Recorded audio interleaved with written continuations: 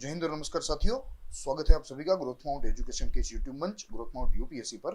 मैं हूं आपके साथ ध्रुव जानी। आज यानी 24 जून 2022 से हम लोग हमारे इस यूट्यूब मंच से प्रतिदिन यानी कि डेली करंट अफेयर्स का शुभारंभ कर रहे हैं। करंट अफेयर्स के साथ हम लोग यहाँ एक और अलग प्लेलिस्ट से एडिटोरियल एनालिसिस की भी बात करेंगे, यानी कि जो संपादकीय विश्लेषण होते हैं जिनमें बहुत ही महत्वपूर्ण माहितियां होती है। साथ ही में जो सनदी सेवाओं की जो मुख्य परीक्षा होती है, जो मेंस होती है, साथ ही में जो हमारा इंटरव्यू होता है, उन दोनों की तैयारी के लिए जो हमें मदद रूप होती है, ऐसे जो है तत्वों को हम लोग यहाँ लेंगे, उसको आइडेंटिफाई करेंगे और मैं आपके सामने उसका एनालिसिस जो है, एक विश्लेषण जो है वो प्रस्तुत करूंगा। साथ ही रही बात इस डेली करंट अफेयर की, तो यहाँ हम लोग ऐसे करंट अफेयर्स जो कि नेशनल लेवल के ऊपर, चाहे वो जो है कोई भी राज्य के हो, साथ ही में इंटरनेशनल लेवल के ऊपर कोई भी देश के साथ संबंधी हो, या इंटरनेशनल लेवल पर जो कि भारत के कॉन्टेक्स्ट में हो, भारत के संदर्भ में हो, उन मुद्दों को हम लोग यहाँ अपना आप में आइडेंटिफाई करते हैं और मैं यहाँ आपके सामने एक वैल्यू एडेड रिसर्च जो है रखने का प्रयास करता हूँ in a very very rich graphical presentation. तो यहाँ आज से शुरू करनी है। साथ ही मेन कंटेंट की शुरुआत करने से पहले मैं आपको यहाँ बता दूं कि आप हमारी इस यूट्यूब चैनल को जो है सब्सक्राइब कर सकते हैं। साथ ही में आपके मित्र एवं आपके सर्कल में ज़्यादा से ज़्यादा इसे शेयर कर सकते हैं, ताकि जो छात्र है, जो महत्वाकांक्षी छात्र है, जो घर बैठे संधि सेवा या अन्य प्रतियोगिता परीक्षाओं की तैयारी करना चाहते हैं, उनको हम लोग इस प्रतिदिन करंट अफेयर्स के इस कंटेंट से बहुत ही उपयोगी होंगे। तो आप कृपया उन्हें शेयर कीजिए। प्लस आप हमें इंस्टाग्राम के ऊपर भी फॉलो कर सकते हैं, वहां से आप हमारे साथ अपडेट रह सकते हैं। एंड यह सारा कंटेंट अगर आपको चाहिए, अगर आपको in the form of blog चाहिए, आपको नोट्स बनानी है, तो आप हमारे वेबसाइट को विजिट कर सकते हैं। वहाँ सारा डेटा जो है वो जो है in the form of blog उपलब्ध है और दोनों ही माध्यम के छात्रों के लिए उपयोगी है। चाहे वो अंग्रेजी माध्यम के हो तो वहाँ उनको अनुकूल भाषा में उपलब्ध है, चाहे वो अंग्रेजी माध्यम के हो तो वहाँ उनको अनुकूल अंग्रेजी माध्यम में भी उपलब्ध है। साथ ही एक महत्वपूर्ण बात जो करंट अफेयर है और उसके सोर्स संबंधी, तो मैं आपको बता दूं कि यहाँ जो हमारा सोर्स है वो लगभग मल्टीपल है। 3-4 सोर्स में से हम लोग चीज़ों को लेते हैं, जिनमें सबसे प्रथम हम लोग यहाँ पीबू को रखते हैं, यानी कि प्रेस इंफॉर्मेशन ब्यूरो, जो कि एक सरकारी ministry of information and broadcasting की एक इकाई है, जो कि अपने आप में सारे दिन के जो गवर्नमेंट डेवलपमेंट्स है, जो अलग अलग मिनिस्ट्रीज के जो डेवलपमेंट्स है, उनको यहाँ कवर करती है और उन जो है वहाँ से, उस प्लेटफॉर्म से जो है चीज़ों को उठाते हैं, चीज़ों को लेते हैं और उसका जो है एक अपना आप में पहले तो सिंप्लीफिकेशन करते हैं, फिर उसमें वैल्यू एडिशन करते हैं, उसमें हमारा जो रिसर्च है वो ऐड करते हैं। प्लस दूसरा जो है वो है द हिंदू, जो कि एक बहुत ही रेप्यूटेड और आए दिनों सिविल सर्विसेज के लिए बहुत ही महत्वपूर्ण समाचार पत्र है, जो कि अपना अपना साउथ इंडिया से जो है उसका पब्लिकेशन होता है। और आज दिल्ली में जो है और दिल्ली में भी विशेषतः जो संधि सेवाओं की परीक्षा है उसमें बोलबाला है, तो वहां से भी हम लोग तत्व लेते हैं। तीसरा है इंडियन एक्सप्रेस। ठीक है, तो इंडियन एक्सप्रेस भी एक बहुत ही महत्वपूर्ण समाचार पत्र है और बहुत ही रिलायबल है। वहाँ जो माहितियाँ हैं वो बहुत ही हमें सिंप्लीफाइड फॉर्म में हमारे सामने रखी जाती है, ताकि हमें पढ़ने में, उनको याद रखने में बहुत ही आसानी हो। और अन्य कोई भी मीडिया हाउस जो कि अपने आप में रिलायबल सोर्स हो और जो है उनके द्वारा अच्छा रिसर्च प्रेजेंट किया हुआ हो, तो हम उन सारी चीज़ों को यहाँ आपके लिए जो है कंपाइल करते हैं। साथ ही में हमारा भी यहाँ रिसर्च ऐड करते हैं, अदर रिलायबल मीडिया सोर्सेस। ठीक है, तो कुल मिलाकर यह हमारे सोर्स है जिनसे हमारा करंट अफेयर्स बनता है। अब हमें मुख्य चर्चा की तरफ आगे बढ़ना है। Topics to be discovered today.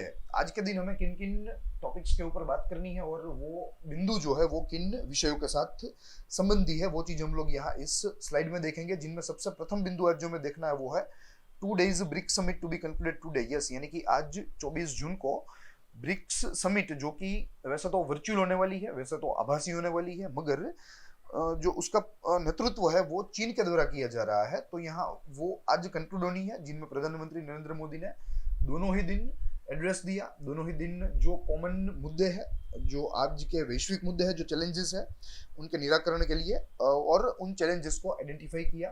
तो ऐसा एक जो है हमें उनका एक अभिभाषण मिलता है, जो हम लोग आगे देखेंगे उसकी सुर्खियां।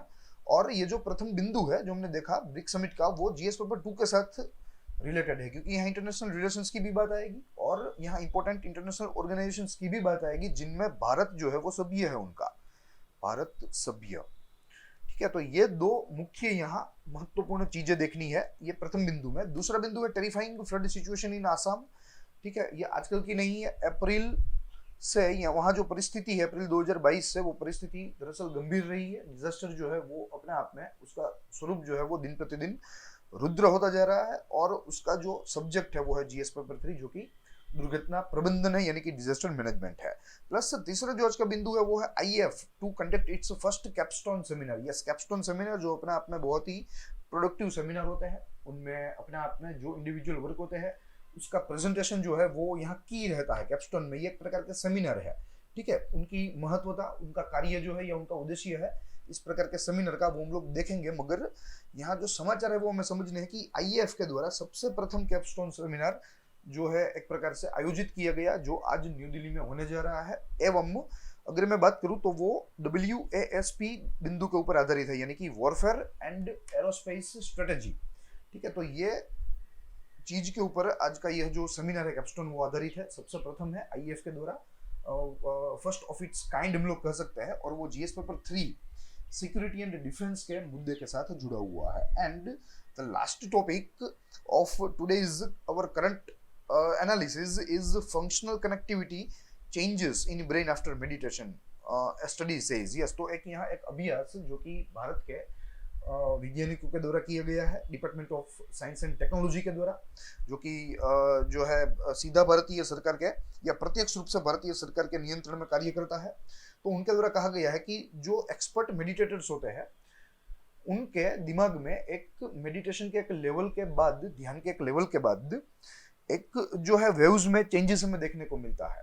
ठीक है, तो वहां वो हमें देखना है वो चेंजेस क्या है और किन अभ्यास के मदद के रूप में या किन अभ्यास की जो है मदद से इन चीजों को वैज्ञानिकों ने सिद्ध किया, वो भी हम लोग यहाँ इस बिंदु में देखेंगे। एंड अगर सब्जेक्ट रिलेटिविटी की बात करें तो जीएस पेपर 1 इंडियन कल्चर के साथ जुड़ा हुआ है, क्योंकि योगा, ठीक है, वो अपना आप में पूरे विश्व को भारत ने दिया है, भारत की देन है। तो यहाँ भारत और योगा का जो एक संबंध है वो बहुत ही प्राचीन है, ऐतिहासिक है, तो वो हमें देखना है। इंडियन कल्चर की बात है, वो भारत की एक संस्कृति है, इनफैक्ट जो है इंटरवूवन है। ठीक है, भारत की संस्कृति में योगा जो है वो इंटरवूवन है आज के दिन। And the another subject for mains is GS3 which is science and technology, क्योंकि यहाँ साइंस एंड टेक्नोलॉजी का भी उपयोग करके यह जो कंक्लूजन्स है वो तय किए गए हैं, वो डिटरमाइन किए गए हैं। तो कुल मिलाकर यह हमारा आज का एजेंडा है, ये 4 महत्वपूर्ण बिंदु है। अब वन बाय वन हम लोग इसी क्रम में देखते चलेंगे, जिनमें सबसे प्रथम है 2-day BRICS summit to be conducted today. Yes, why news, तो यहाँ सबसे प्रथम बिंदु में देखना है कि ये समाचार में क्यों है।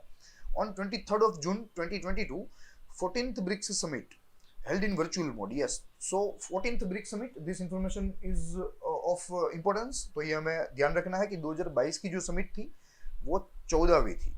ठीक है, और ये भारत के लिए क्यों महत्वपूर्ण है, क्योंकि भारत ब्रिक्स का एक अभिन्न हिस्सा है। भारत जब ब्रिक्स 2009 में बनाया गया, ठीक है, तब उसका फाउंडिंग मेंबर रहा है। तो तब से भारत का जो है अपना अपने ब्रिक्स में एक एक्टिव या एक सक्रिय जो है अभिनय रहा है। तो इसके लिए भारत के हम नागरिक है एवं भारत की संधि सेवा या अन्य प्रतियोगिता परीक्षाओं के लिए हम लोग तैयारी कर रहे हैं। तो यहाँ उस दृष्टिकोण से ये चीजें थोड़ी महत्वपूर्ण है। तो ये ब्रिक्स समिट का 14th संस्करण था या 14th एडिशन था। Honourable prime minister Narendra Modi addressed this summit on both days as I mentioned it earlier. फिर दूसरे बिंदु में हमें हाइलाइट्स ऑफ द समिट देखनी है। Year 2020 is summit will be 14th BRICS summit. Yes, 2022 की जो समिट है वो 14वीं समिट होने वाली है, 14वीं ब्रिक्स समिट होने वाली है, ये हमें ध्यान रखना है।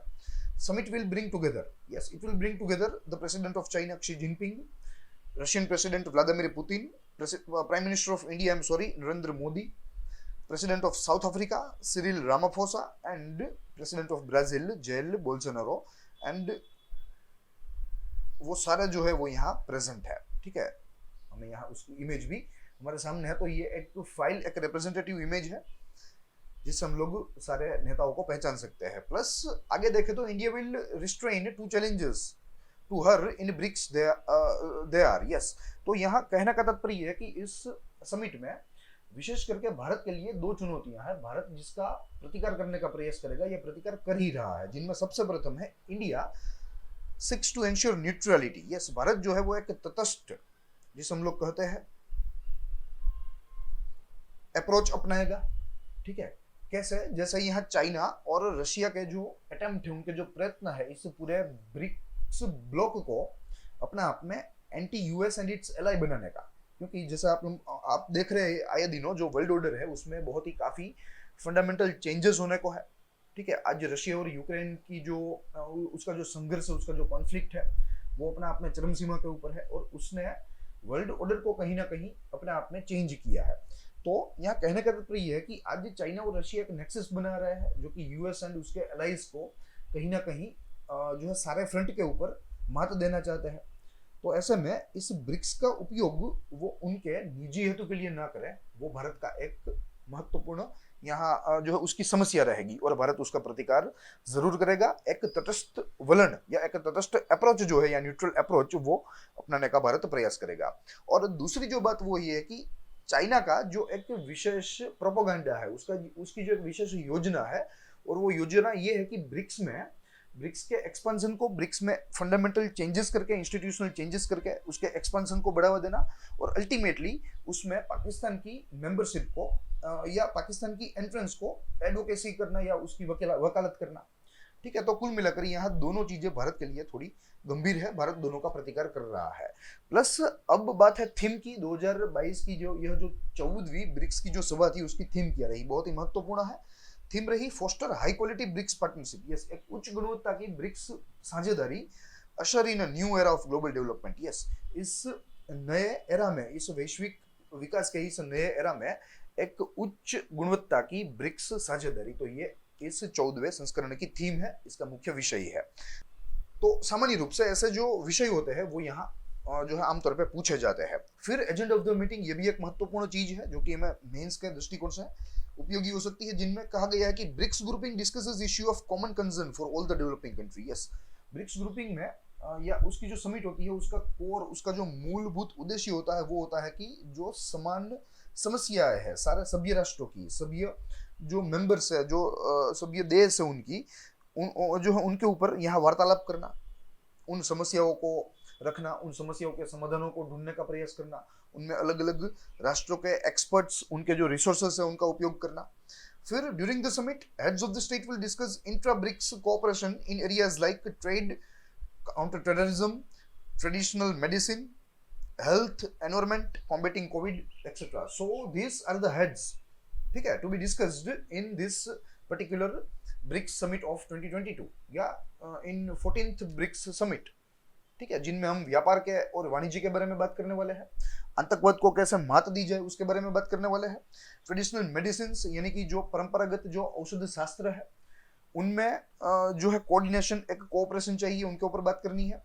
फिर स्वास्थ्य, फिर एनवायरमेंट यानी कि जो पर्यावरण है, एवं जो कोविड है जो कि एक अपने आप में वैश्विक महामारी है, लगभग सारे राष्ट्रों के लिए यह चुनौती है। तो इन चुनौतियों को कैसे या इन चुनौतियों के ऊपर कैसे कार्य किए जाए, इनके निपटान हेतु क्या क्या कार्य, क्या क्या योजनाएं बनाई जाए, तो वो साथ में मिलाकर यहाँ सारे जो राष्ट्र है उनके जो प्रतिनिधि है वो बात करते हैं अबाउट ब्रिक्स। अब हमें जानना है कि यह ब्लॉक क्या है, यह जो पूरा अंतरराष्ट्रीय गुट है वो क्या है। इन ईयर 2009 यानी कि 2009 में 4 नेशन स्टेट यानी कि जो 4 राष्ट्र राज्य थे वे came together for collective development. Yes, वे चारों साथ आए एक संयुक्त विकास के लिए। This nations are Brazil, Russia, India and China, which are pictorially depicted here, जिनमें ब्राजील है, रशिया है, इंडिया है एंड चाइना है। This are founding members. ठीक है, और तब मात्र और मात्र यह जो पूरा ब्लॉक था वो ब्रिक ही कहा जाता था। It was only known as BRIC. ठीक है, I am sorry, S was added later on. ठीक है, 2010 में जब साउथ अफ्रीका की एंट्री हुई इस पर्टिकुलर गुट में, तब इस संस्था का जो नाम है वो ब्रिक में से ब्रिक्स किया गया। तो ये बात यहाँ हमें ध्यान लेनी है। तो 2009 में इसका गठन हुआ, 4 राष्ट्र थे।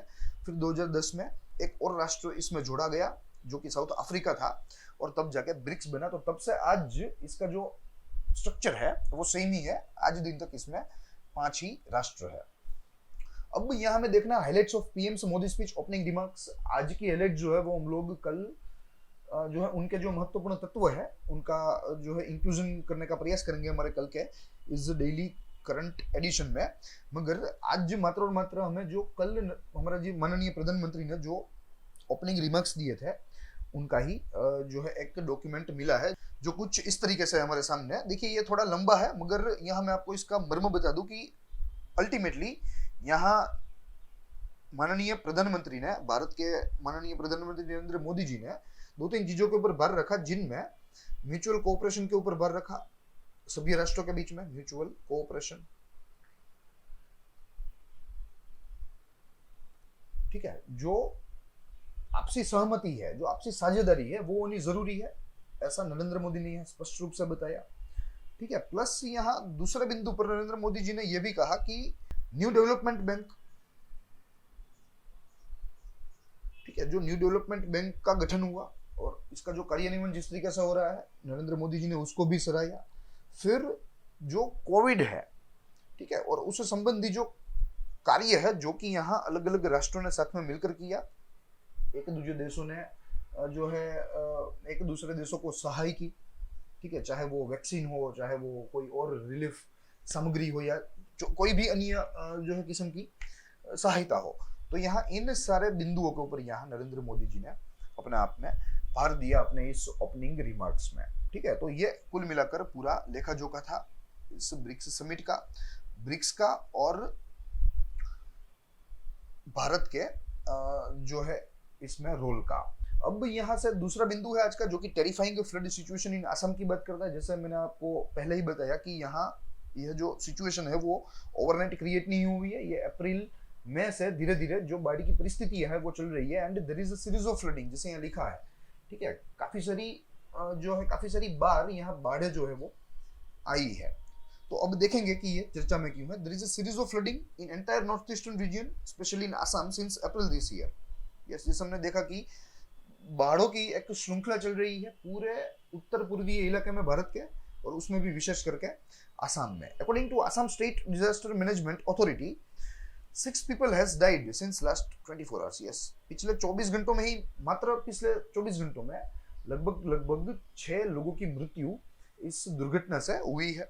आप जैसे यहाँ जो है फोटोग्राफ्स देख सकते हैं, एक जो है वो प्रॉन हमें उस परिस्थिति से वाकिफ करवाता है, और जो दूसरा इमेज वो हमें यहाँ इस फ्लड हजार्ड की इमेज है, और वो हमें दर्शाता है कि कैसे पूरा जो नॉर्थ ईस्टर्न रीजन है, स्पेसिफिकली असम का जो रीजन है, उनके जो डिस्ट्रिक्ट्स है वो कैसे यहाँ तबाह हो रहा है। और ये इमेज हाल ही में इसरो के द्वारा प्रदर्शित की गई है, जो कि पब्लिक डोमेन में उपलब्ध है, ठीक है। तो ये पूरा का पूरा लेखा जोखा है जो हम लोग देख सकते हैं। मैं उसको जूम करने का प्रयास करूंगा।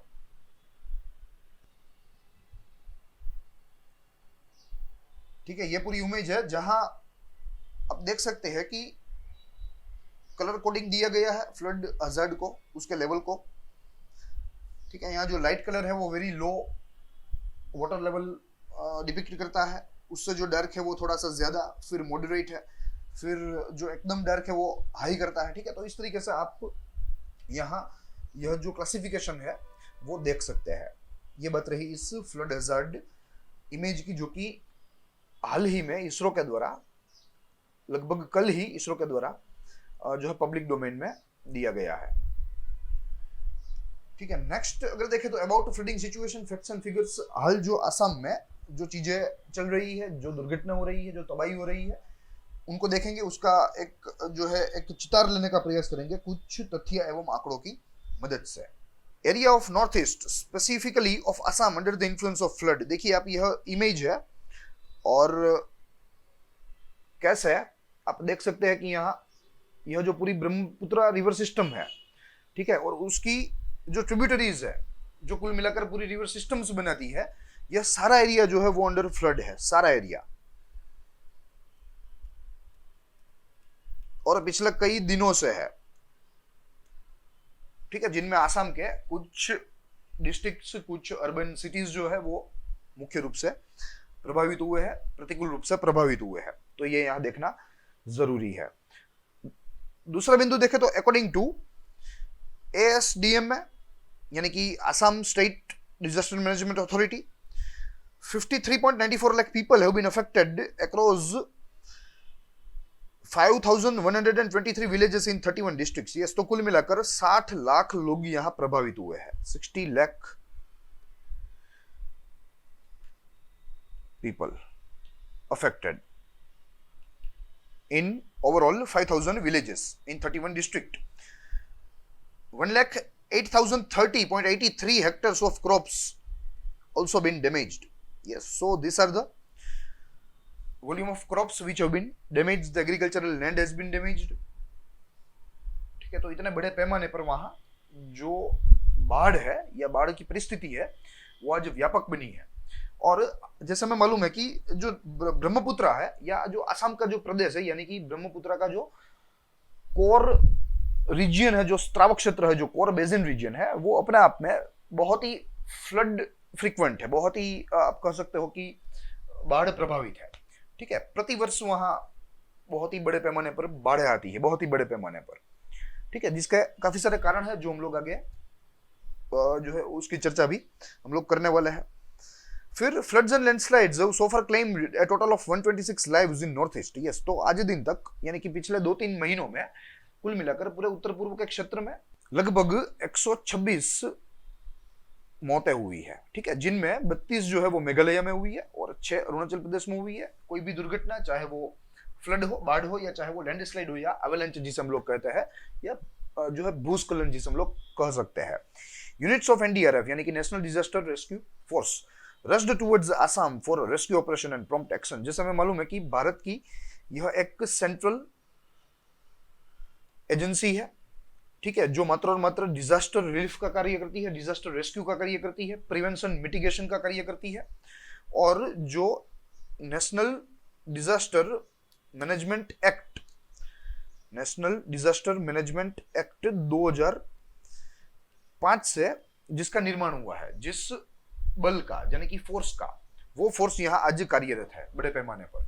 ठीक है, और यह जो एनडीएम एक्ट है वो महत्वपूर्ण है, क्योंकि संधि सेवा हो या अन्य प्रतियोगिता परीक्षा हो, यह जो सारे कानून होते हैं, जो अधिनियम होते हैं, वो बहुत ही महत्वपूर्ण होते हैं, जिनकी बदौलत सरकार जो है वो कार्य करती है और सरकार जो है वो सुशासन शासन करती है।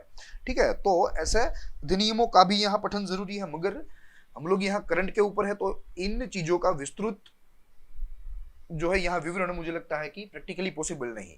मगर आप इन चीजों को हमारी ही वेबसाइट या हमारी ही चैनल ग्रोथ माउंट यूपीएससी के ऊपर या हमारी वेबसाइट ग्रोथ माउंट एजुकेशन के ऊपर इन चीजों को देख सकते हैं। ये सारे कानून जो कि भारत के इस जो है भारतीय सरकार की शासन में मददरूप हो, ऐसे तकरीबन 100 से अधिक कानूनों की चर्चा वहां की गई है।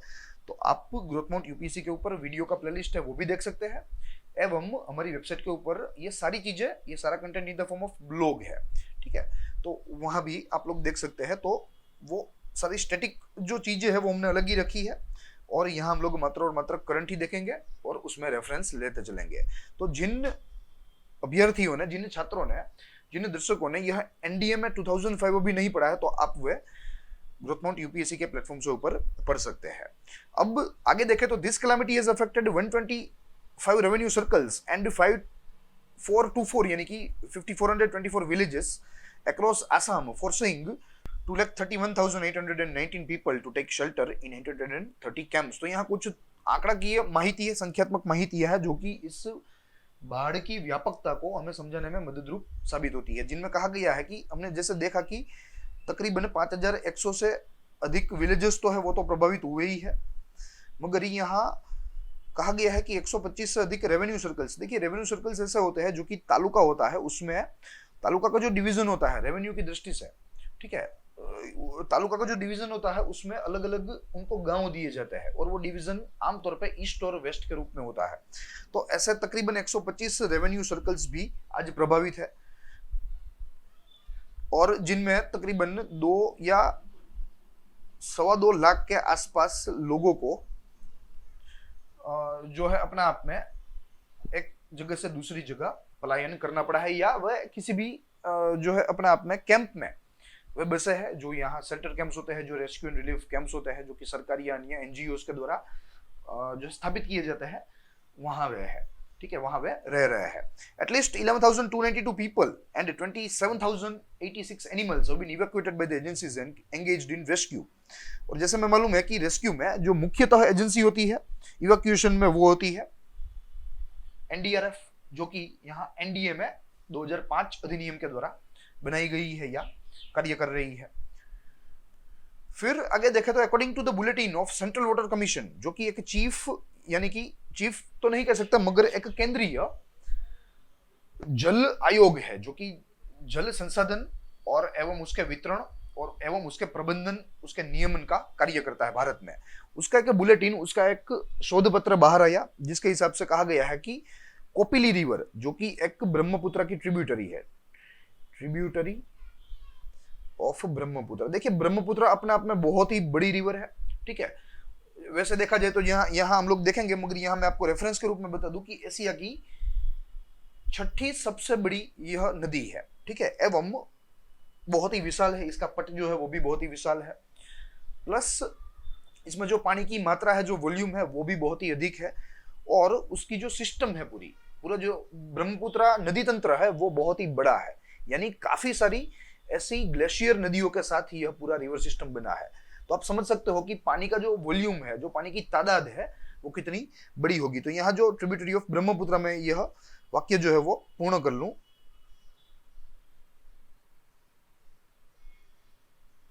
जो कि एक ट्रिब्यूटरी है। तो यहाँ सेंट्रल वाटर कमीशन कहता है कि कोपिली रिवर में पानी जो है वो एक निश्चित निर्धारित स्तर से अधिक जा रहा है, flowing about its high flood level, and Brahmaputra is also, yes, जो मेन मुख्य नदी है ब्रह्मपुत्र, इस पूरे नदी तंत्र की मुख्य नदी ब्रह्मपुत्र, जिससे पूरा नदी तंत्र पहचाना जाता है, ठीक है, वो भी अपने आप में फ्लड लेवल के ऊपर है, flood level, beyond flood level कहना उचित रहेगा। Plus there are also other rivers, other tributaries of Brahmaputra which are flowing above flood levels. They are Puthimari, Pagladiya, Beki Barak and Kushinara, ठीक है। So this 4 are other tributaries which are also flowing over dangerous levels, ठीक है। तो ये बात रही यहाँ इस असम में चल रहे बाढ़ परिस्थिति की।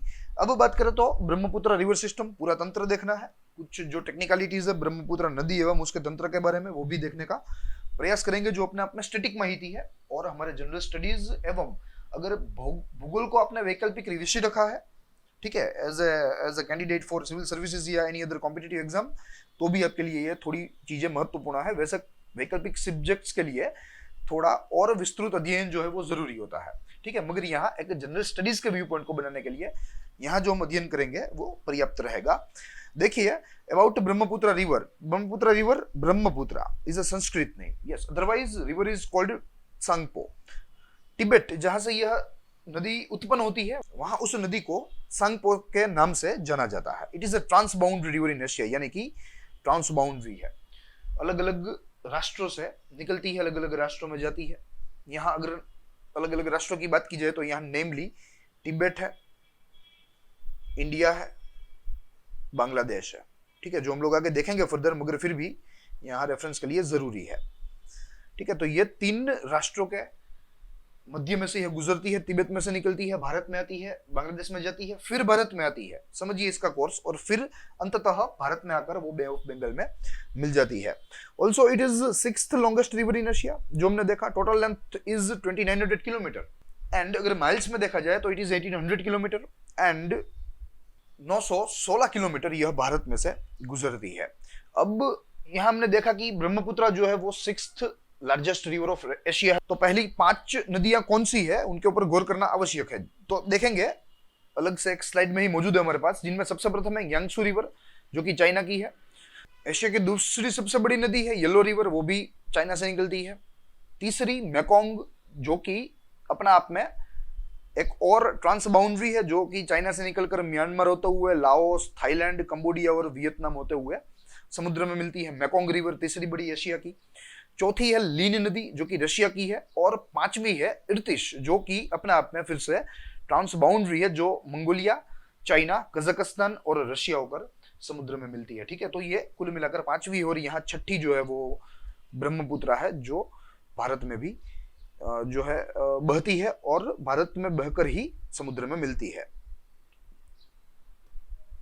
ठीक है। So this is the case. अब आगे देखें तो Brahmaputra is a chief medium for irrigation and transportation in the region of the country. It passes through namely Tibet, Bangladesh, India. Yes, तो यहां जहां से यह गुजरती है, कहा गया है कि जहां से यह गुजरती है वहां ये नदी सिंचाई का एवं परिवहन का एक प्रमुख माध्यम है, एक चीफ मीडियम है। ब्रह्मपुत्र रिवर से सोर्स, कोर्स एंड डेस्टिनेशन देखे तो उसके लिए हमारे यहाँ इमेज है जिनमें ब्रह्मपुत्र अपने आप में तिब्बत से निकलती है। तिब्बत के अगर मोर स्पेसिफिकली देखे तो कैलाश रेंज से निकलती है। ठीक है, तिब्बत के कैलाश रेंज से यहां कहीं से निकलती है।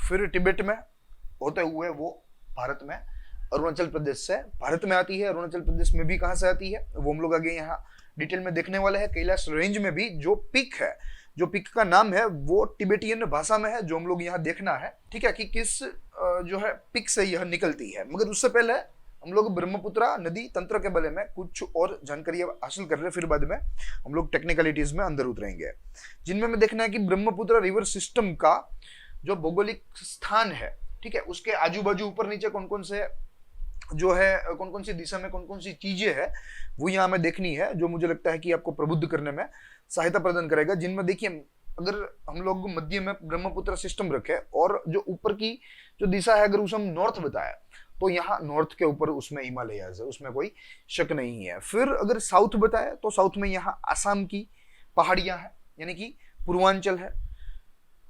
देखिए, पूर्वांचल जो है वो अपने आप में बहुत ही पेचीदी पहाड़ियों का या पहाड़ियों का एक समूह है। ठीक है, जिनको पढ़ना एक विशेष सेशन में व्याज भी रहेगा। ठीक है, यहाँ मात्र और मात्र हम लोग यहाँ ब्रह्मपुत्र नदी तंत्र के संबंधी जो कोई भी पूर्वांचल हिल्स होंगे, जो कुछ भी चीजें होंगी उसका ही रेफरेंस लेंगे, अन्यथा वो एक ज्योग्राफी का एक मुख्य जो है टॉपिक है। फिर ऑन द ईस्ट देखें तो पटकारी हिल्स ऑफ रेंज है, या दूसरी भाषा में बोले तो इंडो म्यांमार बॉर्डर्स है। और जैसा मैं मालूम है कि इंडो म्यांमार बॉर्डर्स जो है वो बहुत ही डेंस हिली फॉरेस्ट है। ठीक है, तो यहाँ जो हिल रीजन है उसे पटकारी हिल्स कहते हैं। तो ब्रह्मपुत्र नदी तंत्र के पूर्व में यह जो है पूरी डूंगर श्रृंखला है। And on the west Himalayas and the ridge that separate Ganga या गंगेज बेसिन। ठीक है, तो यहाँ ऑन द वेस्ट यानी कि पश्चिम में हिमालयाज है और गंगा बेसिन को हिमालय से अलग करने वाली जो रिज है वो है। तो कुल मिलाकर यह ब्रह्मपुत्र रिवर सिस्टम का भौगोलिक स्थान है। अब आगे देखें तो Brahmaputra river rises in the Himalaya Kailash range in the north at an elevation of 5,150 meters just south of Kongyatso lake, या कोंगयात्सो आप कह सकते हैं, कोंगयात्सो लेक जो कि तिब्बत में है और उसके थोड़े ही दक्षिण से ब्रह्मपुत्र नदी जो है वो निकलती है। Spring named Tamchok Khambab is considered the origin of Brahmaputra. Yes, तो यह एक तिब्बतियन नाम है, बहुत ही महत्वपूर्ण है, मुझे लगता है कि यह आपको नोंद लेना आवश्यक है।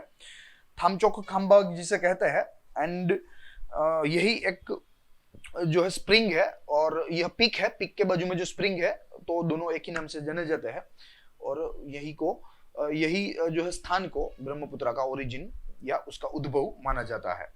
फिर ट्रिब्यूटरीज ऑफ ब्रह्मपुत्र रिवर की बात करें तो यहाँ हमारे पास एक इमेज भी है, साथ ही में एक टेबल भी है, जिनमें हम लेफ्ट बैंक और राइट बैंक दोनों किस्म की ट्रिब्यूटरीज को देखेंगे, दोनों किस्म की सहायक नदियों को देखेंगे, जिनमें सियांग है, लोहित है, काफी सारी है। ठीक है, दिबांग है, बुशी दिहांग है। लेफ्ट बैंक ट्रिब्यूटरीज की बात करें तो धनसिरी है, कोपिली है।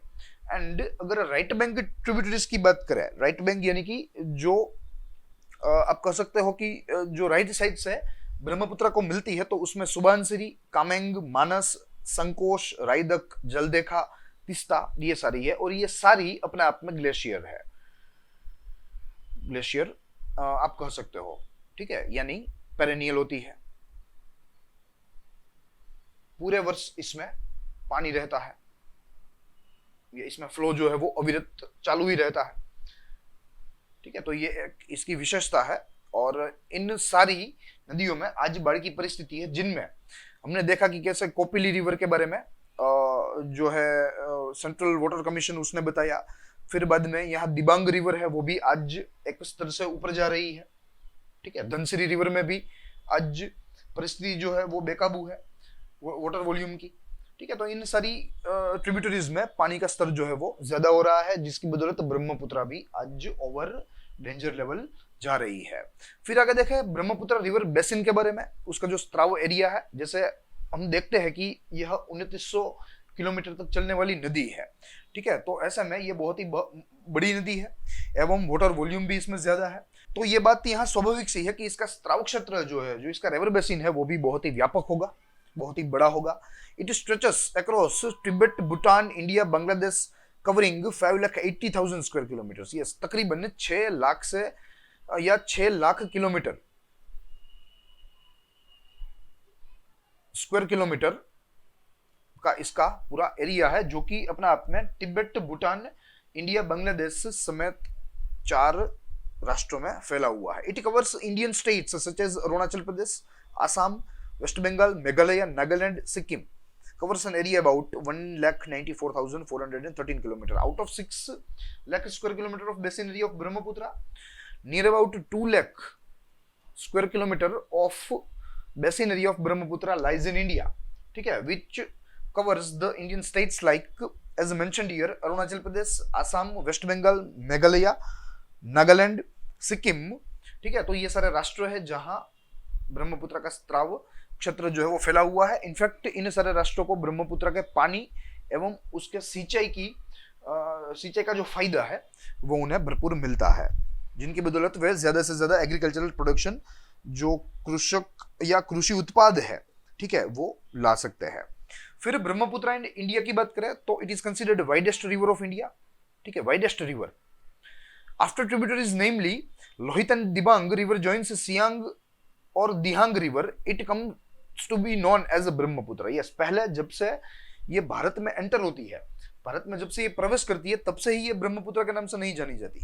मगर जब लोहित और दिबांग नाम की जो नदियां हैं वो इसे यहाँ सिवांग नियर, जब भारत में यह अरुणाचल प्रदेश में एंटर होती है, तब यह सियांग या दिहांग नदी के नाम से जानी जाती है। ये चीजें नोंदनी है यहाँ आपको, बहुत ही महत्वपूर्ण है।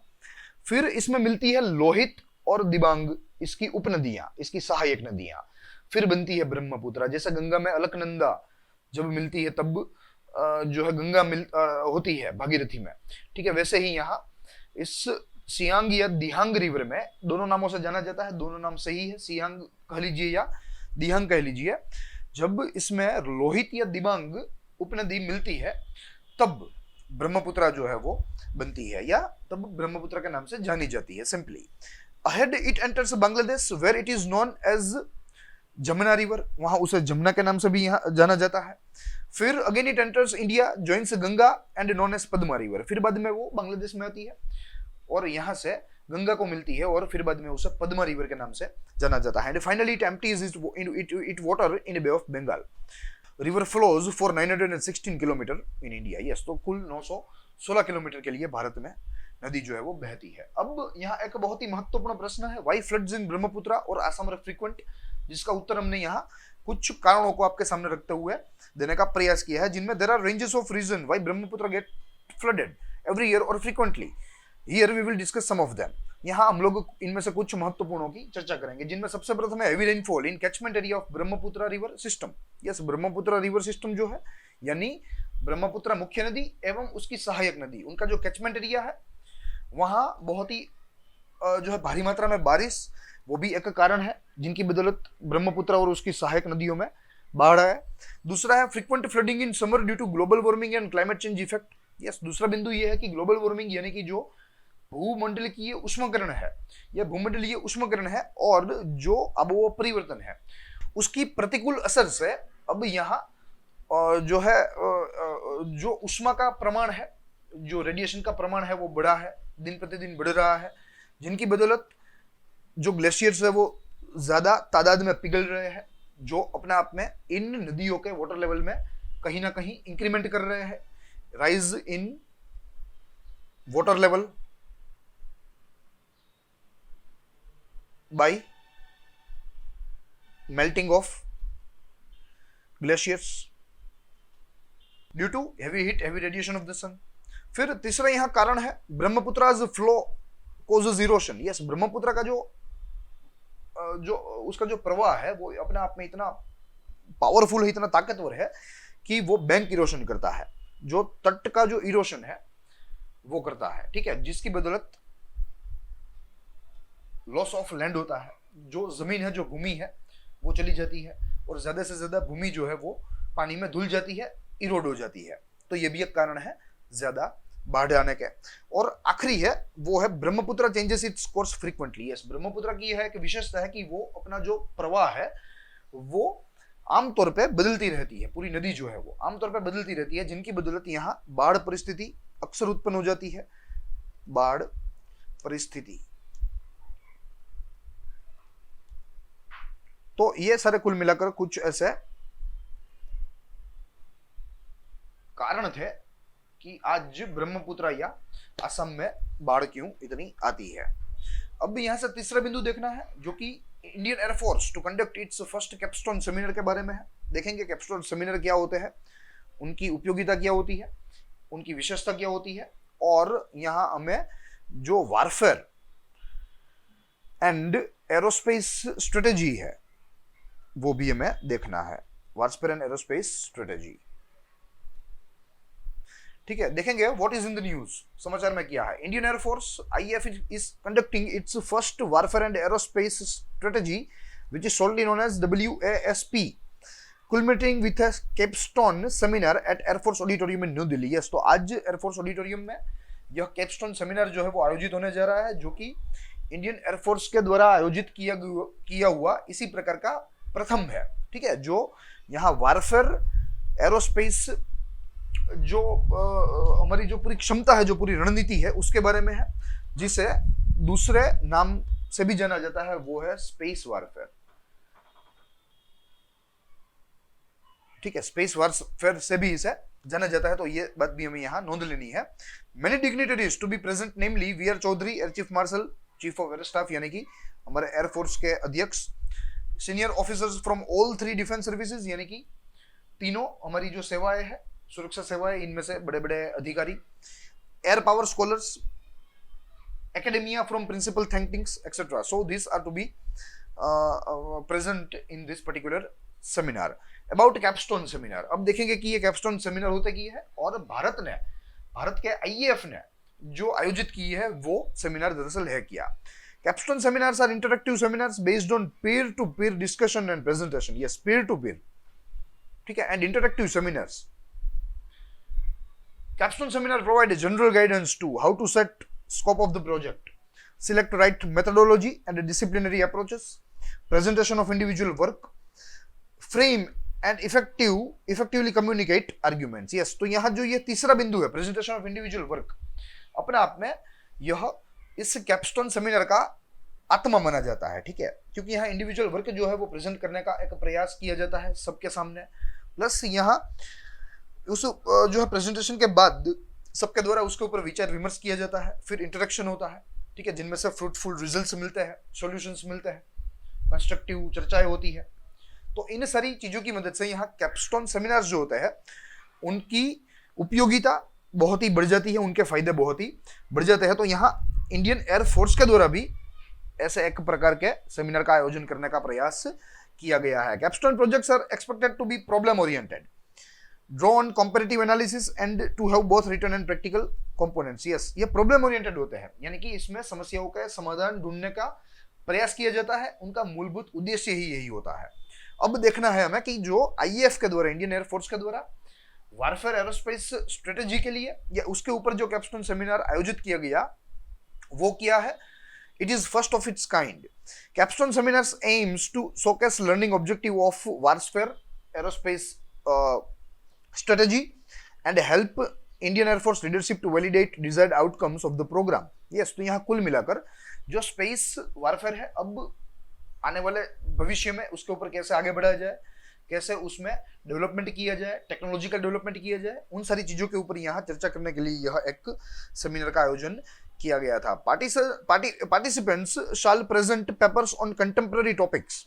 यस, जो आज इस समकालीन जगत में जो कुछ भी मुद्दे हैं, प्रवर्तमान मुद्दे हैं, उनके ऊपर जो पार्टिसिपेंट्स है वो अपने विचार अपने कार्य के द्वारा, अपने प्रेजेंटेशन के द्वारा प्रदर्शित करेंगे, हमारे सामने प्रस्तुत करेंगे।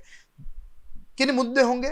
वो मुद्दे कुछ इस प्रकार है। मूलभूत रूप से 3 मुद्दे होंगे, जिनमें सबसे प्रथम है application of air power in recent conflicts. Yes, भूतकाल के, नजदीक के भूतकाल में, आई मीन जो कॉन्फ्लिक्ट्स हुए हैं उनमें जो वायु सत्ता है, जो वायु ताकत है, उसका क्या, कितना उपयोग किया गया, कैसा उपयोग किया गया, उसके ऊपर यहाँ विचार वार्तालाप होगा। दूसरा है changing doctrinal percepts that establishes the dominant role of air power in national security. Yes, ऐसे कुछ डॉक्ट्रिनल परसेप्ट्स को यहाँ चेंज करना, ऐसा कुछ सिद्धांतों को बदलना और ऐसे सिद्धांतों को प्रतिपादित करना जो यहाँ हमारी इस वायु सत्ता को हमारी राष्ट्रीय सुरक्षा में एक प्रभावी रूप से जो है उसका रोल बनाए। तो ऐसे डॉक्ट्रिन्स यहाँ प्रस्तावित करना, ऐसा सिद्धांत यहाँ प्रस्तावित करना। And thirdly, seminar is to be conducted under the aegis of college of air warfare and centre of air power studies. Yes, तो यहाँ ये 2 अपने आप में ऐसी संस्थाएं हैं जिनके एजिस के तले यह सेमिनार जो है वो कंडक्ट होने जा रहा है, जिनमें वन है college of air power and other one is centre for air power studies. This is important from the view point of prelim. अब हमें इस वॉरफेयर एंड एरोस्पेस स्ट्रेटेजी के बारे में समझना है। It is a kind of A warfare, यह एक प्रकार की युद्ध नीति है या युद्ध है, रण है। Also known as space warfare और स्पेस कॉम्बैट, जिसे स्पेस वॉरफेयर भी कहते हैं, स्पेस कॉम्बैट भी कहते हैं। It is a kind of hypothetical combat in which one or more belligerents are situated in outer space. Yes, यह एक प्रकार का hypothetical है, यानी कि एक प्रकार का आभासी है, कल्पित है। कल्पित इसलिए है क्योंकि आज चल रहा है 2022, जिसका जिक्र यहाँ इस बिंदु में है, लास्ट बिंदु में इस स्लाइड का। मगर मैं आपको यहाँ बता दूं कि इस 2022 तक, आज दिन तक अभी भी there is no instance of non warfare, no instance of non warfare। ठीक है, तो ये बात यहां हमें नोंद लेनी है। As of 2020 no actual warfare is known to have taken place in space. तो number of test and demonstration have taken place. Yes, हालांकि नंबर ऑफ कंट्रीज ने अपनी इस वॉरफेयर स्पेस कॉम्बैट जो अपनी कैपेबिलिटीज है उनको काफी सारी बार डेमोन्स्ट्रेट किया, काफी सारी बार उसकी जो उसके टेस्ट किए। ठीक है, मगर वास्तविक रूप से अगर रण की बात करें, स्पेस रण की या स्पेस युद्ध की, तो वो अभी हुआ नहीं है। वो एक सकारात्मक पहलू है, मगर सारे राष्ट्र जो है वो तैयारी भी कर रहे हैं, जिनमें भारत भी शामिल है। Scope of space warfare includes following. Space warfare माने यह 3 चीजें। सबसे प्रथम ground to space warfare, attacking satellites from earth. Space to space warfare, satellites attacking satellites, ऊपर ही सारी चीजें निपटाना। एंड तीसरा स्पेस टू ग्राउंड, यानी कि कोई सैटेलाइट है जो कि किसी जमीनी लक्ष्यांक को मार गिरा है। Satellites attacking earth based target. So this 3 are the scopes for space combat which should be noted by you. Plus India and warfare aerospace strategy, यानी कि भारत एवं WASP technology. Space warfare depends on foundation of cooperation between civilian and military institution. ये space warfare जो है वो कोई खेल में होने वाली चीज नहीं है, मगर ये एक कोऑपरेशन, एक सहकार के ऊपर आधारित चीज है। यह सहकार नागरिक एवं सैन्य दोनों के बीच में साधा जाना जरूरी है। इनिशियली अगर देखें भारत की यात्रा, तो इनिशियली अगर देखें तो भारत ने यह जो कोऑपरेशन है वो साधा नहीं था। ठीक है, मगर फिर बाद में इन 1960s with establishment of Indian Space Research Organization, shortly known as ISRO, हमने स्पेस वॉरफेयर के इस एरेना में जो है कार्य करना शुरू किया। क्योंकि इनिशियली अगर देखें तो हम लोग कॉलोनियल थे, हमारी जो विरासत थी वो कॉलोनियल थी। जो कुछ मूलभूत क्षेत्र थे उनमें भी कार्य करना बाकी था। ठीक है, ये तो एक बहुत ही लग्जरी चीज हो गई स्पेस वॉरफेयर। ये तो एक बेसिक, यहाँ हमारे गरीबों को गेहूं हमने दे दिए, हमारे गरीबों को हमने जो है धान दे दिया, उनको घर दे दिए रहने के लिए। फिर हम स्पेस में गए और फिर स्पेस में वारफेयर के लिए गए। ठीक है, तो ये बहुत ही जो है दूर चीज थी भारत के लिए जब भारत आजाद हुआ। मगर इनिशियली डेवलपमेंटल प्रोसेस जो है वो भारत में हुआ, भारत का डेवलपमेंट हुआ और अच्छा डेवलपमेंट हुआ, स्पीडी हुआ। और जैसे मैंने आपको बताया कि 1960s से जब से इसरो की स्थापना हुई, इसरो एक बहुत ही अच्छी संस्था है भारत में, स्पेस टेक्नोलॉजी में कार्य करती है। और इसरो की मदद से, उसके सहकार से ही हम स्पेस कॉम्बैट के इस क्षेत्र में डेवलपमेंट का जो कार्य है, विकास का कार्य है, वो शुरू कर पाए, ये बात हमें यहाँ समझनी है। A civilian agency has a very well coordinated Indian military and civil space programs. Yes, तो एक ऐसी संस्था है जहां बहुत ही अच्छे प्रोग्राम्स जो है वो तय किए गए। However, in 2019, India took some major step, technologically and institutional, toward marshalling a globally competitive space warfare capability. Yes, towards marshalling. 1960 से हमारी जो प्रोसेस है वो शुरू हो गई थी, मगर 2019 में हमें एक ब्रेक मिला। ब्रेक यानी कि ब्रेक थ्रू मिला, एक बूस्ट मिला, आप समझ लीजिए, जहां हमने कुछ टेक्नोलॉजिकल और इंस्टीट्यूशनल फेरफार किए, कुछ प्रौद्योगिक एवं संस्थाकीय फेरफार किए, और उसी साल हमने 2 संस्थाओं का निर्माण किया या संस्थाओं की स्थापना की। संस्थाओं की स्थापना, ठीक है, जिनके नाम कुछ इस प्रकार है, दोनों यहां नोंदे गए हैं। The first is defence space research organisation which is DSRO, and the other one is defence space agency which is DSA। तो ये 2 ऐसी चीजें हैं जो कि यहाँ DSRO और DSA है, अपने आप में अब स्पेस में, स्पेस कॉम्बैट, स्पेस डिफेंस के इस क्षेत्र में कार्य करेगी। Now India conducted it's integrated space warfare exercise in July 2019। Yes, Bharat ने भी अपनी जो एक्सरसाइज है, स्पेस वॉरफेयर एक्सरसाइज, वो कंडक्ट की थी 2019 में, यानी कि हमने भी प्रदर्शन कर लिया, हमने हमारी शक्ति का परीक्षण कर लिया, ठीक है। We tested and demonstrated. तो ये बात रही यहाँ इस तीसरे आज के करंट अफेयर के बिंदु की। अब यहाँ आज का चौथा और आखिरी हमें इस करंट का कंटेंट देखना है, करंट एजेंडा का टॉपिक देखना है, जो है functional connectivity changes in brain after meditation सही स्टडी। वाई न्यूज देखेंगे, क्यों ये समाचार में है।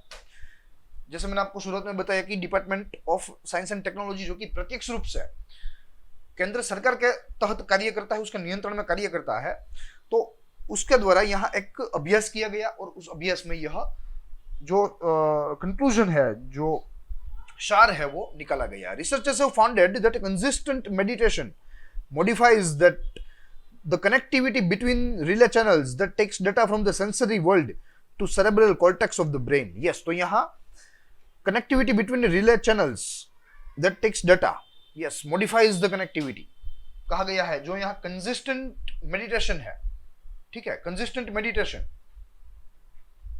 यानी जो एक्सपर्ट मेडिटेटर्स होते हैं उनमें ये चीजें देखी गई है। एक्सपर्ट मेडिटेटर्स 2 या 3 दिन या 5 दिन, 1 महीना, 2 महीना करने से ये हासिल नहीं होगा, मगर कंसिस्टेंट मेडिटेशन से या जो एक्सपर्ट मेडिटेटर्स है उनके दिमाग में यह चीजें जो है वो देखी गई है। The study was conducted by department of science and technology which we discussed earlier. अब देखना है इस अभ्यास के बारे में, about study. Study conducted by expert researchers of DST under Satyam program. Yes, the whole study was conducted under the banner of Satyam, which is to be noted by you, and it was undertaken by Department of Science and Technology.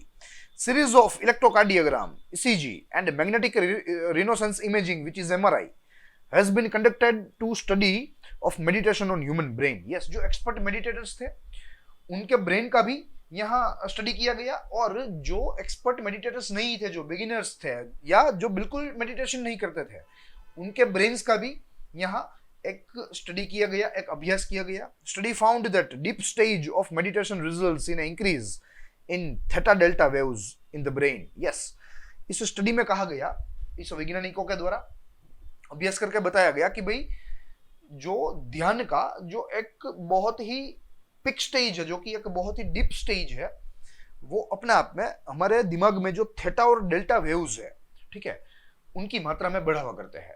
अब होता यह है कि ये जो theta और delta waves है वो आमतौर पे जब मनुष्य सोता है, ठीक है, तब उत्पन्न होते हैं, मनुष्य निंद्रा में, ठीक है, तब उत्पन्न होते हैं, क्योंकि ये एक रिलैक्सेशन की निशानी है, क्योंकि तब हमारा जो दिमाग है, जो हमारा ह्यूमन ब्रेन है, वो रिलैक्स होता है। तो यहां कहा गया है कि this waves are generally caused during relax stage but not in a sleeping stage, ठीक है। तो वैसे यहां स्लीपिंग स्टेज में ये होता है, मगर जो एक्सपर्ट मेडिटेटर्स है वो मेडिटेशन के बाद, ठीक है, आप समझिए, मेडिटेशन के बाद जागृत अवस्था में भी उनके दिमाग में यह जो थीटा डेल्टा वेव्स है वे ज्यादा रहते हैं। ठीक है, तो यहाँ ये किसकी इफेक्ट है? यह ध्यान की इफेक्ट है, कंसिस्टेंट सतत ध्यान की इफेक्ट है। यहाँ एक पिक्चर के जो है रूप में हमें यहाँ समझाने का प्रयास किया गया। देखिए, आफ्टर और बिफोर के दृष्टिकोण से हमें समझाया गया है, आफ्टर और बिफोर के दृष्टिकोण से। देखिए यह जो गतिविधि है वो कितनी कम हो गई है।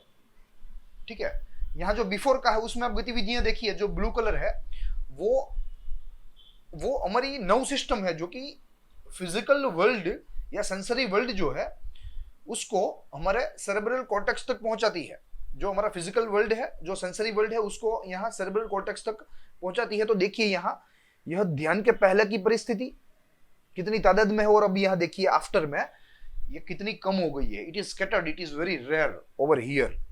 Late me annotate for you. ठीक है, ये आप देखिए और ये देखिए, आपको यह डिफरेंस जो है वो साफ नजर आएगा। तो यहां ये डिस्ट्रैक्टेड है और यहां ये लिबरेटेड है या लिबरेटेड है, रिलैक्स्ड है।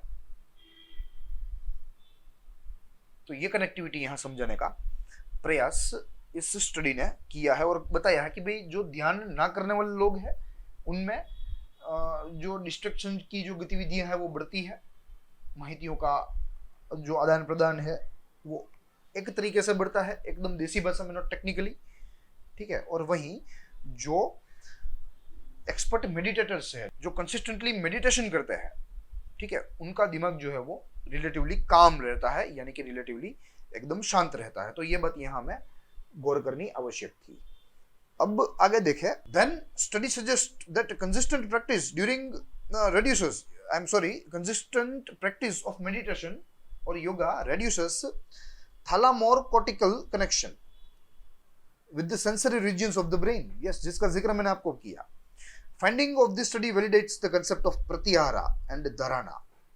Yes, pratyahara and dharana, these are types of yoga, ठीक है, which are being discussed in Yoga Sutra written by Patanjali. ठीक है, योग सूत्र में अष्टांग योग की परिभाषा दी गई है, उसके उदाहरण दी गई है, जिनमें से अष्टांग योग में से दो जो है वो है प्रत्याहार और धारणा। ठीक है, आइए समझते हैं ये दो चीजें क्या है और कैसे यहाँ रिलेट की जाती है। प्रत्याहार एंड धारणा associated with withdrawal of sensory information which allowed a reduction in brain activity that helped transcend into a deep state of meditation. Yes, आपको कोई छुए तो आपको उसका आभास कम हो, आपको उसकी असर जो है वो कम हो, वो अपने आप में एक ध्यान का स्तर है, ध्यान का स्तर। ठीक है, जितना डीप आपका ध्यान रहेगा, जितना गहरा आपका ध्यान रहेगा, गहरा ध्यान, ठीक है, उतना आपका जो सेंसरी जो आपका इंफॉर्मेशन का आदान प्रदान है वो कम रहेगा। So this is to be noted. ठीक है, ये प्रत्याहार और धारणा की बात है। Although MRI allowed an unprecedented spatial resolution of the brain, it is slow as compared to ECG, which is better proxy for the neuronal firing in the brain but without spatial coverage. Yes, MRI में spatial coverage जो है वो हमें मिलती है, जिसकी बदौलत हम लोग चीज़ों को, ब्रेन को देख सकते हैं। वहीं ईसीजी में हमें यह चीज़ें नहीं मिलती, मगर ईसीजी जो है वो दूसरी बाजू अगर देखें तो वो तेजी से कार्य करता है in comparison to MRI. In future studies researchers plan to record simultaneous ECG MRI activity to look at the brain waves during slowing down of brain and better characterize spatio temporal dynamics of meditation across different states of dhyana and samadhi. Yes, जब आप ध्यान और समाधि के एक stage तक पहुंचते हो तब आपकी जो एक्टिविटी जो है, ब्रेन एक्टिविटी, वो बहुत ही मंद हो जाती है, बहुत ही धीमी हो जाती है। ठीक है, जो सेंसरी जो चीजें है, जो इंफॉर्मेशन है, वो धीमी हो जाती है। तो अपने आप में ये एक मेडिटेशन का प्रकार है, मेडिटेशन का स्टेज है। तो यही सिद्ध यहाँ किया गया है कि जैसे जैसे आप ध्यान के अलग अलग स्टेजेस तक पहुंचोगे, जैसे जैसे आप पहुंचोगे वैसे वैसे आपका ब्रेन जो है वो सुषुप्त होता जाएगा, रिलैक्स होता जाएगा। तो ये बात यहाँ स्पष्ट की गई है। अब व्हाट इज प्रत्याहार एंड धारणा? प्रत्याहार क्या है और धारणा क्या है? Pratyahara, in pratyahara we withdraw our attention from ordinary distraction. Yes, pratyahara क्या है कि कोई भी व्यक्ति जो प्रैक्टिस कर रहा है योगा का, यह जो है अपने आप में यह ट्रेडिशन, तो वो लगभग सारी इस मानवीय चीजों से अपना ध्यान हटा लेगा। ध्यान हटाना सारी चीजों से, ठीक है। It is negative in nature. अब यहाँ हटाने की बात की गई है तो ये नेगेटिव हुआ। वहीं जो धारणा है वो क्या है कि we consciously focus that attention on a particular object such as mantra. Yes, हम लोग हमारा जो सारा ध्यान है वो एक जगह पर केंद्रित करते हैं। सारा ध्यान एक जगह पर केंद्रित, सारा ध्यान एक जगह पर केंद्रित करना, ठीक है। तो हमने एक चीज के ऊपर ध्यान केंद्रित किया which is positive in nature, उसमें सारी चीजों को नकारा, सारी चीजों के ऊपर से ध्यान हटाया नेगेटिव, यहां हमने सारी चीजों के ऊपर ध्यान रखा पॉजिटिव इन नेचर। तो ये है प्रत्याहार एंड धारणा। अब हमें समझना है योगा एंड इंडिया का सिनेरियो।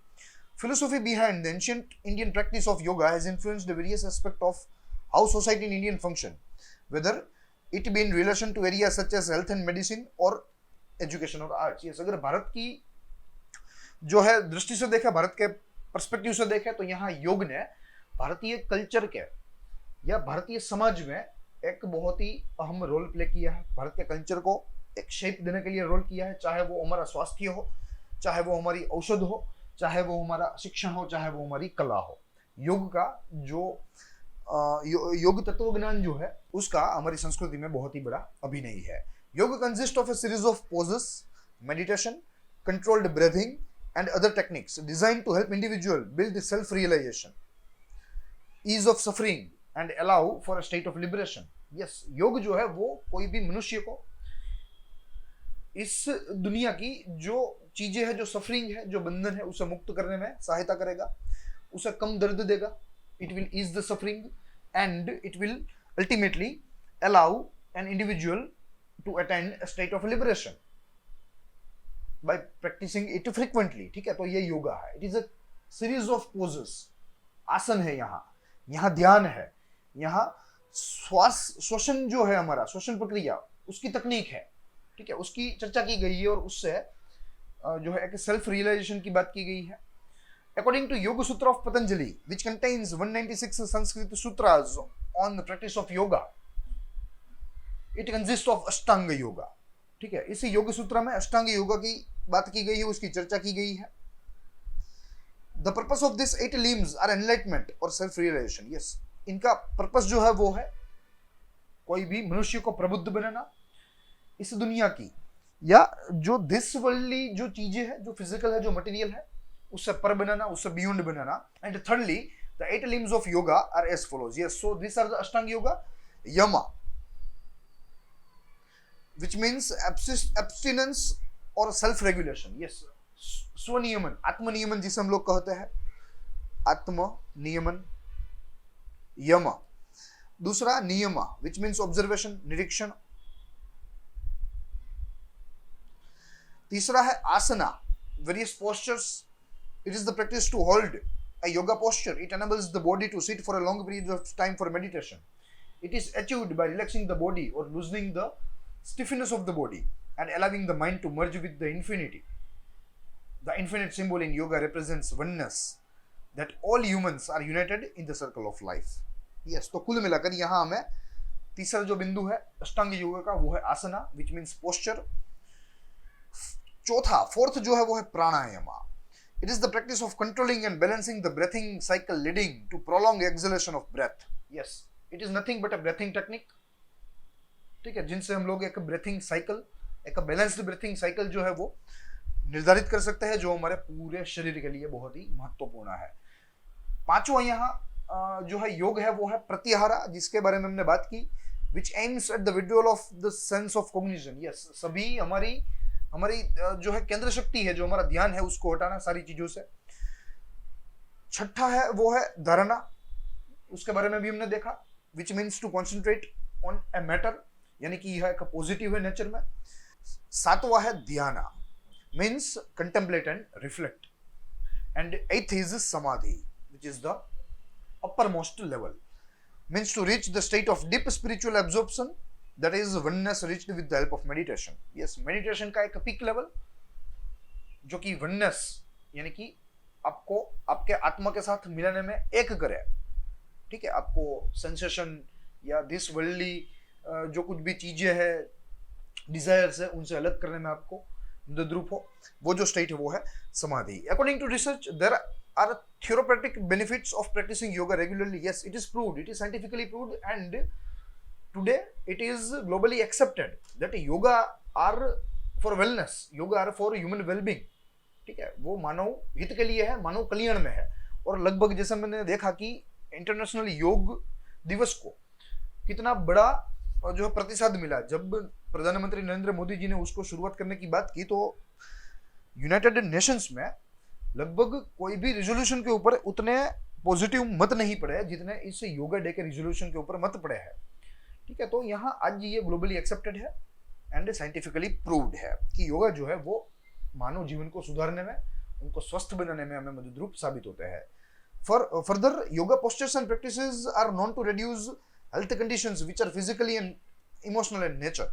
यस, तो यहाँ जो है ऐसे स्वास्थ्य कंडीशंस को भी यहाँ योगा कम करने में मदद करता है, ठीक है, जो यहाँ शारीरिक रूप से या मानसिक रूप से जो है दुर्बल हो, ठीक है, उन्हें और बेहतर बनाने में, उन्हें सबल बनाने में हमें योगा मदद रूप साबित हो सकता है। हमारी चाहे वो मनो स्वास्थ्य हो हमारा या हमारा शारीरिक स्वास्थ्य हो। फिर है performing breathing exercise of yoga can reduce everyday stress and enhance the quality of life. Yes, मात्र ब्रेथिंग टेक्निक अगर आप फॉलो करें, मात्र प्राणायाम अगर आप फॉलो करें तो आपके जीवन की गुणवत्ता, आपके जीवन का स्वास्थ्य जो है वो बढ़ सकता है, वो और बेहतर हो सकता है। एंड उसके पश्चात it has been emphasized that one must not force the body past its comfort limit and create mindfulness, ठीक है। तो कुल मिलाकर यहाँ हमें इस योगा के तरफ आगे बढ़ना है और हमारी माइंडफुलनेस जो है वो और बढ़ानी है। Yoga exercises such as shavasana, pranayama, meditation result in significant improvement in sleep patterns. Yes, हमारी जो निंद्रा की जो रेखाएं है, जो हमारे निंद्रा की स्वभाव है, उसको भी यहाँ योगा के कुछ ऐसे आसनों की मदद से, कुछ ऐसी एक्सरसाइजेस की मदद से उनको भी बेहतर बनाया जा सकता है, जिनमें शवासना है, जिनमें प्राणायाम है, मेडिटेशन है। Yoga not only helps in reaching balanced mental state, yoga जो है वो न केवल मात्र हमें मनो परिस्थिति को संतुलित करने में मदद रूप साबित होता है, मगर it can also be said that regular practice of yoga is advantages for all dimensions of health. Yes, स्वास्थ्य के सभी परिमाणों को अच्छा बेहतर बनाने के लिए योगा हमें मदद रूप साबित हो सकता है, चाहे वो फिजिकल हो, सोशल हो, स्पिरिचुअल हो। इट प्रमोट्स हार्मनी, यह एकता एवं प्रेम का जो है परिवाहक है within oneself and leads to the union of individual consciousness with the supreme consciousness leading to the holistic way of life। वैसे योगा जो है उसको यहाँ ऐसे इस एक जो है करंट अफेयर के इस टॉपिक के रूप में यहाँ कवर करना अपना आप में जस्टिसेबल नहीं है, मगर फिर भी करंट अफेयर के रूप में हमें मात्र रेफरेंस लेने पड़ेंगे। अन्यथा योगा और भारत की जर्नी जो है वो हम लोग एक कॉम्प्रिहेंसिव 3-4-5 घंटे के लेक्चर में उसको कवर अप कर सकते हैं, मगर फिलहाल यहाँ इतना ही। I hope you enjoy the lecture. यह आज हमारा करंट अफेयर के रूप में वॉइस ओवर के स्वरूप में पहला लेक्चर था। आई hope you enjoyed the entire session. साथ ही में आप आपके सजेशंस, आपके डाउट्स हमें खुलकर पूछ सकते हैं, प्लस आप आपके जो है फर्दर सजेशंस हमें दे सकते हैं, रिकमेंडेशंस कर सकते हैं, आप कौन सी चीजें यूट्यूब में देखना चाहते हो besides this playlist which are already created on our platform. साथ ही आप आइए हमारे प्लेटफॉर्म के ऊपर, आज ही जुड़िए हमारे साथ, हमारी वेबसाइट विजिट कीजिए, वहां से आपको प्रतियोगिता परीक्षा संबंधी एवं संधि सेवा संबंधी जो संसाधन है परीक्षा उपयोगी वो प्राप्त होंगे। इन चीजों को आप वहां ब्लॉग फॉर्म में पढ़ सकेंगे, तो आप आज ही हमारी वेबसाइट विजिट कीजिए। साथ ही दीजिए इजाजत, हम लोग मिलेंगे अगले जो है करंट अफेयर के सेशन में, यानी कि कल। तब तक के लिए ग्रोथ माउंट यूपीएससी देखते रहिए। साथ ही हमारे इस प्लेटफॉर्म के ऊपर योजना प्लेलिस्ट के तहत योजना 2022, योजना मैगजीन 2022 का भी एक विस्तृत विश्लेषण जो है वो वहाँ रखा गया है, तो आप उसे भी पढ़िए। हालांकि वो डिस्क्रिप्टिव है, लंबा है, तो आप उसे 2 या 3 बैठकों में पढ़ सकते हैं, उसमें से आप पूरी नोट्स जो है वो बना सकते हैं। अन्यथा अगर आपको ब्लॉग ग्रुप में पढ़ना है तो आप हमारी वेबसाइट विजिट कर ही सकते हैं। So till tomorrow keep watching Growthmount UPSC, visit our website Growthmount education. Jai Hind, जय भारत।